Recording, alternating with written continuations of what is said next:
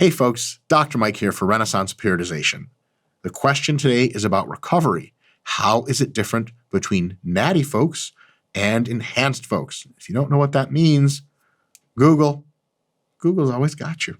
So before we get into the differences, we have to get a few caveats and sort of framework items set up. First of all, please give a look, link is right here, to our How Much Muscles Do Steroid Add video. Okay, so basically we talk about performance-enhancing substances and talk about how much muscle they realistically add. In addition to that, we have videos that are natty versus enhanced training and natty versus enhanced diet. And once you watch those, you'll have a much better understanding of what our sort of take is on how much these substances are effective and to what extent.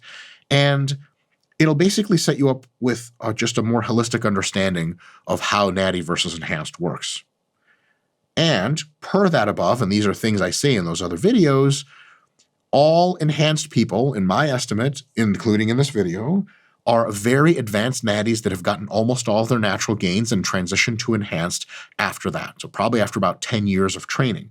It's not folks that started training after 6 months, they're like, let's go enhanced.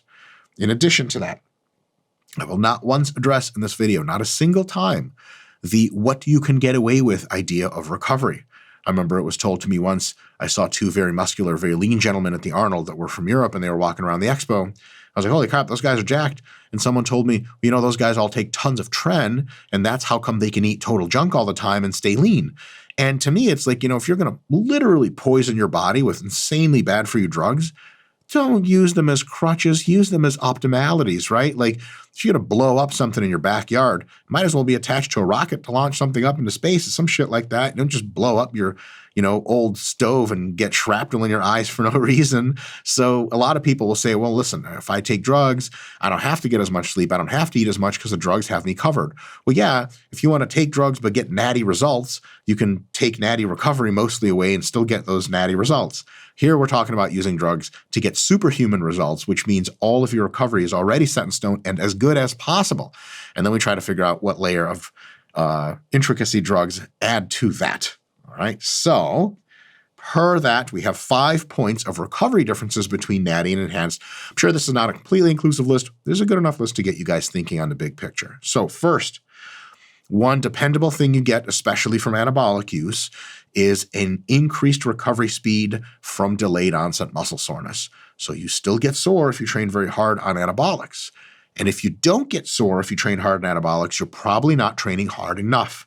So if you were natty and you were training XYZ amount of sets and you were getting pretty sore, that's awesome. If you were healing on time, you start taking anabolics, you're not getting sore anymore. That's an invitation to train much harder so that you still get sore. But even if you still get sore, usually you heal faster with anabolics. You get sore quick and you get unsore quick as long as you're taking anabolics and you're eating properly and you're sleeping.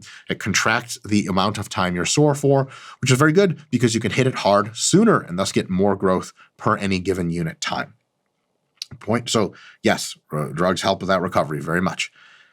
Now, here is where the interesting things start to happen when it's not just, open and shut. Muscle to connective tissue recovery ratio starts to go into huge favor of muscle and disfavor of connective tissue, which means your muscles begin to heal very quickly. Your connective tissues, here's the complexity. If you take the average general anabolics, then your connective tissues heal just about the same because there's a few classes of anabolics that reduce your connective tissue healing rates, tren being an example. There are other classes of anabolics, for example, to one of which belongs is the equipoise, boldenone, EQ. It actually increases the speed and completeness with which your connective tissue heals.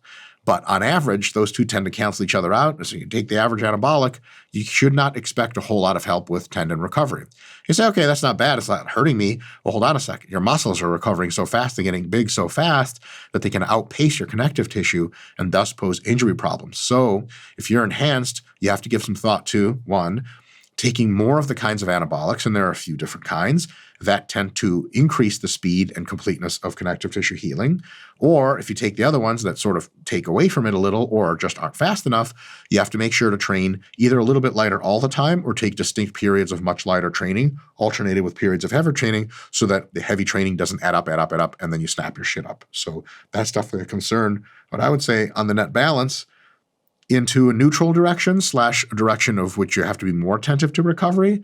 Now, if you take certain compounds, your recovery is helped on average, but I would say for joints and connective tissues, unless you use it in a very specific way, anabolics tend not to help that problem. And if you're training hard, they make that problem marginally a little bit worse because your muscles can get away from your tendons and ligaments and things like that, other connective tissues, and that strength disparity can increase the chance of injury, which is one of the reasons why you see really freaky injuries, mostly in people that use drugs and not natties. Point number 3, more bad news.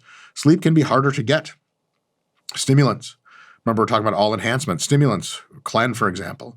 Tren by itself is a drug, and just a huge burden of anabolics in general makes sleep worse. And that's not good. So at some point, you take enough Tren, it helps to recover and everything. It helps you grow muscle. But at some point, it starts to interfere with sleep so much that the help and the hurt are sort of balanced, and any more Tren on top of that is probably a net negative. So sleep can be harder to get, and that's a problem. However, point number 4, there are other drugs that you can take with enhancement that make sleep easier to get. For example, growth hormone dosed appropriately, especially before you go to bed, and then potentially in the early morning / middle of the night, can make your sleep deeper and more complete and more recovering than you ever thought was possible after age 6 or something. You sleep like a child. So can you get better sleep using anabolics? Yes, you have to mitigate or you have to decrease how much total androgen load you're exposing yourself to and take the kinds of androgens, not Tren, for example, that minimally interfere with your sleep. And in addition to that, if you layer in a healthy dose, so to speak, of growth hormone appropriately timed, then you can get some very, very great sleep, better than natty sleep, especially towards the end of a contest prep can really, really help. But if you're not attentive, you will get worse sleep, which is why when the big illusion here with recovery differences is people say, oh, I take the drugs and I recover better. Well, sort of.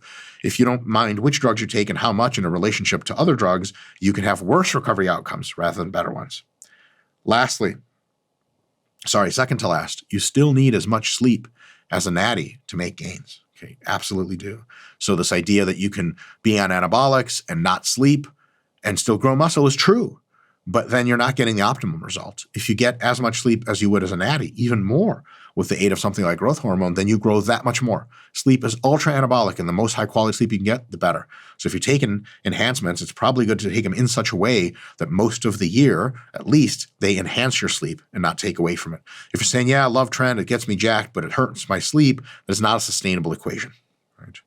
Point number 5, pretty much the last point, or almost last point, is that you get anxious and angrier easier. Anabolics tend to increase your central drive. They increase how fast you recover from systemic stress. So if you have a hard workout where you feel like you need to peel yourself up from the floor emotionally, if you're on enough anabolics, a couple hours later, you're ready to go and you're super fucking crazy. That's the upside, where you can actually just do repeat ultra hard workouts.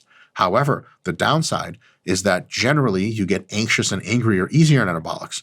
So if you're driving through traffic and you're maybe a little bit late to your doctor's appointment, if you're drug-free, everything else being equal, you could be like, traffic's outside of my control. My dentist is an asshole anyway. He's always 20 minutes late. So if I'm 10 minutes late, I'm just saving both of us time, right? On the other hand, if you're on anabolics, somebody cuts you off in traffic, same trip to the dentist, he has a Ferrari, you start thinking, I wonder if I could rip open that guy's car door and stab him with his own car door. Wouldn't that be a joyful, it's just blood squirting everywhere? It's like, blood squirting all over the steering wheel. You just as his life leaves his body, you get more power. Like that's how you feel. And then you're like, holy shit, the hell am I thinking? And somebody actually cuts you off and you're like, fuck. And you're super anxious. You're going to disappoint your dentist. And what if you can't get your teeth clean? And it's just this, every next step in your life is the beginning of the end. That's the slip that breaks your tibia, that you get an infection and then they take the whole leg and then you're in the hospital and the bills pile up. This is the kind of thoughts you have all the time. It's really fun. So the added anxiety and aggression that you get from anabolics really does hurt your recovery unless you know how to manage it very well. It takes a lot of sort of, psychological presentness and practice, right? And an awareness and a desire, an understanding that, yes, I am at psychological dis-ease and I have to proactively work towards a state of ease that promotes recovery. So yeah, what's the bottom line here? You definitely heal the muscular tissue level faster. You heal from systemic stresses faster. You probably get to healing faster from being sick. So like a thing I've noticed, at least colloquially, I'll let you guys have this little insight. I'm not sure if it's been studied on a grand scale, although there's some research that alludes to it. If you're on anabolics, you get sick less often. And if you get sick, you get unsick quite quickly. So they do help. They do help. However, I want you guys to take the big point away from this lecture is they help with some trade-offs and caveats that have to be attended to. For example, yes, they help your muscles heal faster, but that presents a potential problem for your connective tissues, something you have to manage, something you have to stay away from going too hard for too long. In addition to that, they can help your sleep, but they can also hurt your sleep. They can help your systemic recovery, but through anger and anxiety, they can hurt it. So you have to use these things intelligently with the guidance of a coach like Broderick Chavez, Team Evil GSP, or like Joe Jeffrey at the Physique Collective. Get in touch with these folks to learn how to do these things optimally if you're going to do it, if you're in a country that allows them to be done legally, and if you're not cheating at sport, kudos. But remember, these are powerful tools with powerful good effects and potentially very powerful bad effects. It's not like this pill you take which just makes everything better. If you want a pill, it just makes everything better when you take it. RenaissancePeriodization.com, #//the pill. It's just a limited offer, just 18 easy payments of $9.99, $99.99. It's a lot of money. See you guys next time.